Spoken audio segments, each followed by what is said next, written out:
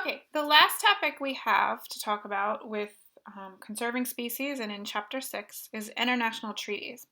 So we talked about how most conservation of species is at the national level, and that our major legislation is the Endangered Species Act. However, for threats that involve the movement of animals or animal carcasses across international borders, or for species that simply live in more than one country, then international cooperation is necessary. Um, so basically, all these things happen. Species cross borders themselves. International trade moves species around the world. We have pollution that crosses borders. And so we need some treaties to deal with this. One of the most important for species conservation itself is called CITES. That's how people pronounce the acronym there, CITES, which stands for the Convention on the International Trade in Endangered Species. They might have their own list of species where international trade is controlled or monitored. And this is basically to deal with endangered species that might be poached or illegally traded.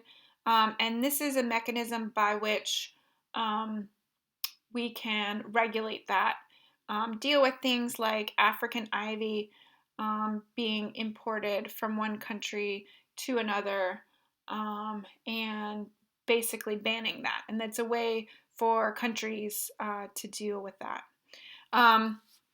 So there's a specific list on CITES of species where trade is regulated.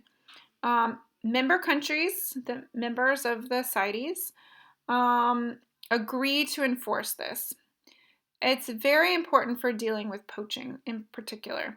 So if species are being killed in one country and the market is in another country, this limits their ability to cross borders. And if they're caught with endangered species crossing borders, then there are penalties for that.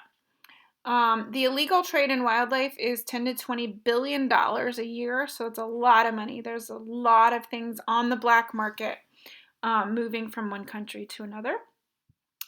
I mentioned before that in the Endangered Species Act, we list international species. And you might have thought when I said that why do we do that? We can't designate critical habitat outside of the United States. We can't offer protection to any species outside of the United States. But the primary reason is that this is the way that we enforce CITES. So if we list, for example, African elephants, then that limits whether they can be imported for zoos or personal collections.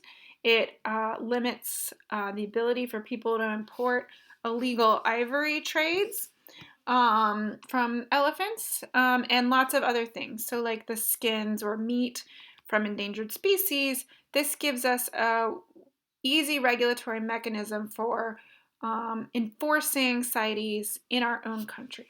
And that's just by listing those species internationally under the Endangered Species Act.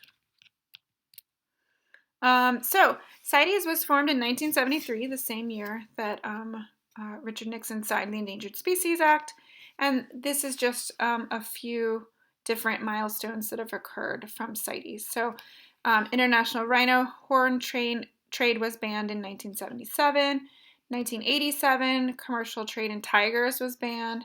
1989, they banned African ivory from elephants. Painted dogs were given protection in 2009. And pangolins, which we talked about before, and many of you did very well on the bonus question on the last exam, pangolins were given protection in 2016. And they are an example of a species that is protected under CITES. They're prized for their meat and their potential value as traditional medicine, though there's no evidence at all that they work as medicine. So this might not be very clear when you're looking at it on your screen, But each of these kind of semicircles are curled up dead pangolins. Um, and a lot of times, confiscated animals, they have to find something to do with them. They don't want it to end back on the black market.